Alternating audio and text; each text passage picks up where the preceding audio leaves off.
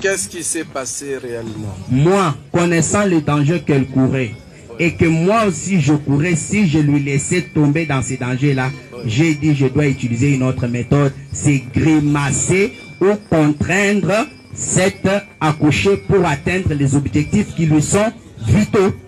Exactement. Vous l'avez grimacé de quelle manière? Ça a commencé par des intimidations, sans suite.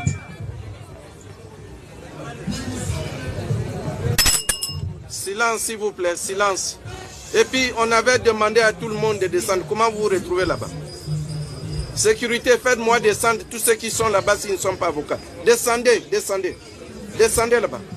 Sécurité, policiers, faites descendre tout le monde.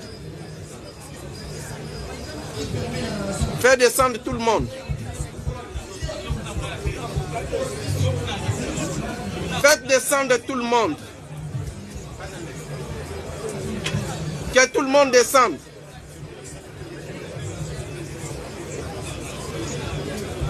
Oui. Comment s'est passé? Ces grimaces consistaient en quoi? Me repousser avec ses mains, tenir mes bras et les écarter. Non, vous-même, quand vous avez finalement décidé de... Non, d'abord son agressivité, je ne sais pas si vous pouvez retenir ça. Vous avez parlé de... Et essayer de cacher sa partie intime avec sa main pour m'empêcher d'intervenir. Ok. Voyez ce qui peut me pousser, Allez-y, docteur. Voyez ce qui peut me pousser d'aider par contrainte cette ignorante en vue de la sauver. Parce que moi je connais la valeur de sa vie. En médecine, il est dit ceci: une femme ne peut pas mourir en voulant donner la vie. Elle avait déjà donné la vie, c'était bon. Mais pourquoi elle risquerait la mort par son ignorance?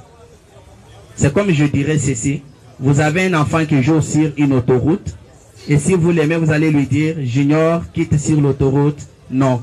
Si vous dites Junior ne comprend pas, si vous l'aimez et que c'est votre enfant, vous irez le tirer de force. S'il refuse, vous le chicoterez pour lui dire que le danger que tu cours est grave, mais tu l'ignores. Voilà, c'est donc ce que vous avez fait. C'est ce que...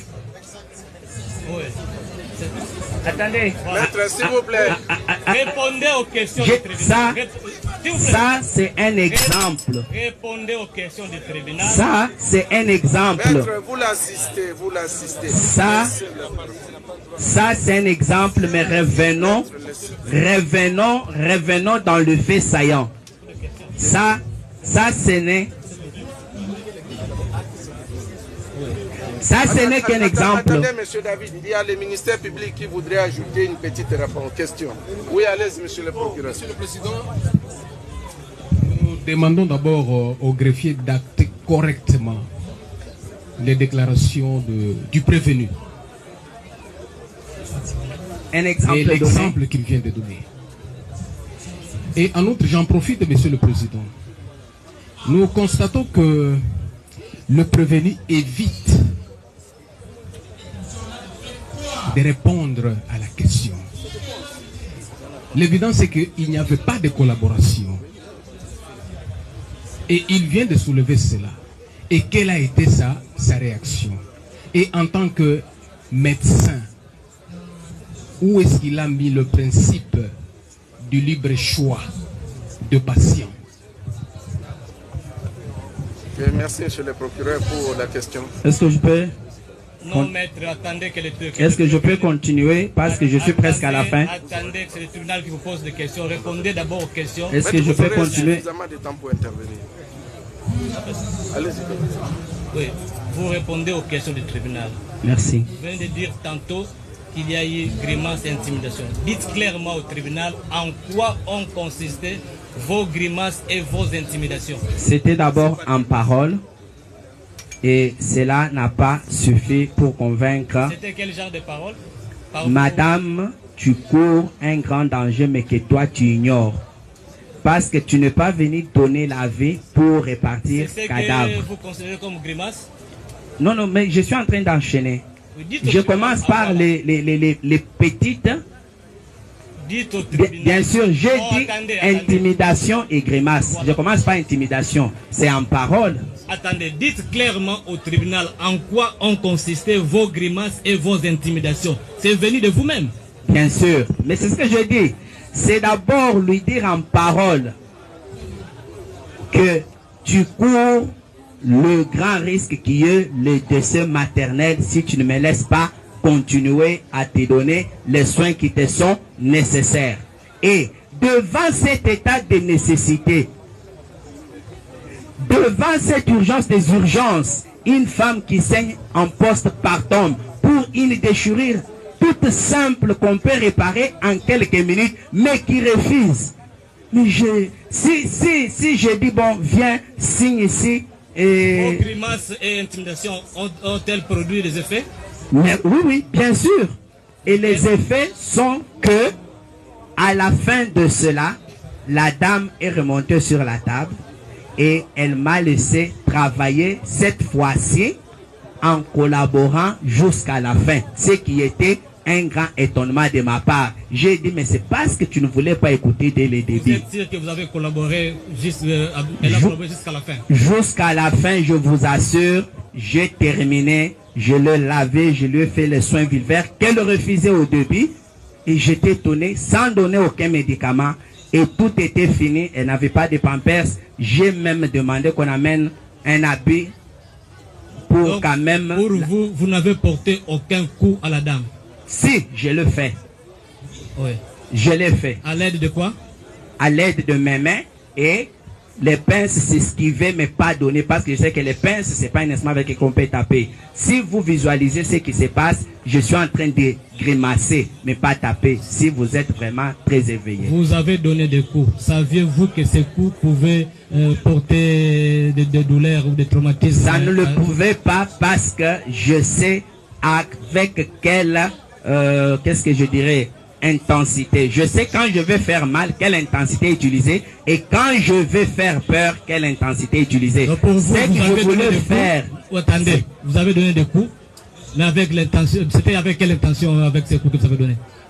De persuader la parturiente à accepter ma proposition afin de sauver sa vie. Je n'avais pas d'autre choix après avoir épuisé tous les autres moyens devant une femme qui est congolaise, devant une femme qui est... Tantôt, quand vous mettez votre main, quand vous voulez introduire les doigts, etc., elle l'avait repoussé et que vos mains étaient pires, elles ne devaient pas être touchées. Alors comment aviez-vous réagi? Comment aviez-vous repoussé ces mains-là? Comment? Avec quelle intensité aviez-vous repoussé ces mains? Lorsqu'elle voulait vous Mais qu'est-ce que moi je fais? Moi je vais sursauter, je vais écarter mes mains. Mais malgré cela, elle les avait déjà touchés. Ah, c'est donc ce qui vous a permis de pouvoir lui porter des coups davantage? C'est pas ce qui a permis. Je vous dis que le coup ici, ce n'est pas par rapport à ce qu'elle a fait, mais les coups ont été portés pour sauver cette vie-là, dont la concernée ignorait le danger qu'elle courait. Je ne sais pas... Ne reconnaissez-vous pas que votre comportement a davantage traumatisé la victime? Je ne pense pas. Si ça l'aurait traumatisé, elle ne se serait pas en sortie indemne après qu'elle m'ait permis de travailler. Et je suis resté avec elle jusqu'au matin. Et le matin, je me suis vu avec elle, je lui ai dit, tu vois ce que tu courais si on n'avait pas intervenu. Là, dit docteur, pardon. Reconnaissez-vous que ces faits ont été filmés? Voilà, c'était filmé. Et pourquoi c'était filmé, je ne sais pas si c'est la question qui proviendrait de votre part. Oui, mais c'est avec quel téléphone qui a autorisé que... Voilà. J'étais déjà devant un dilemme où les moyens concourus pour aider avaient échoué. Et que en cas de décès maternel, je comparaîtrai. Avec quelle preuve devant mes chefs, mon staff médical, le matin, devrais-je prouver que les faits ont été tels que nous les narrons? Vous parlez de votre staff. Est-ce que lorsque vous dites que la victime ne collaborait pas, la couchée ne collaborait pas, aviez-vous informé votre hiérarchie? Quand le médecin fait la garde, il est le numéro 1 de l'hôpital. Et à ce moment-là, je ne peux pas appeler le médecin directeur ou le chef de staff chez lui à la maison en repos pour lui dire, il y a une collaborante qui refuse ici, qu'est-ce que tu veux? Il va dire, mais docteur, c'est toi qui es là. Qu'est-ce que lui fera en ce moment-là? C'est à moi de trouver moyens, méthodes pour aboutir à une bonne fin qui est celle de sauver la vie. Retenez que malgré tout ce que vous avez vu se dérouler, la dame est sortie vivante Elle est repartie chez elle avec son bébé et aujourd'hui j'étais avec elle et son bébé et sont bien portants. Est-ce que c'est vous qui avez autorisé que oui, ça pour me protéger moi en cas de non-collaboration jusqu'à la fin. Les faites-vous souvent? Arriver. Les faites-vous souvent? Non. Ça c'était la première fois? Bien sûr, c'est un cas spécial. Qu'est-ce qui vous a motivé réellement de pouvoir ordonner que la scène soit filmée? Pour me défendre devant ma hiérarchie parce que de tels faits sont punis, pas seulement au niveau de l'hôpital, même au niveau de la présidence. Qui a filmé? J'ai seulement dit dans la salle où nous étions, filmer pour que... Qui était dans la salle? Est-ce que je peux terminer? Non, vous allez terminer après. S'il vous plaît, maître. Répondez d'abord à la question. Qui était dans la salle? Parce que vous dites que vous n'étiez pas seul. Bien sûr. Oui. Il y avait une sage femme. Maître, vous allez compléter. Attendez qu'il termine la question de salle. Il y avait une sage femme. Laissez le prévenir répondre aux questions. Maître, laissez le prévenir répondre.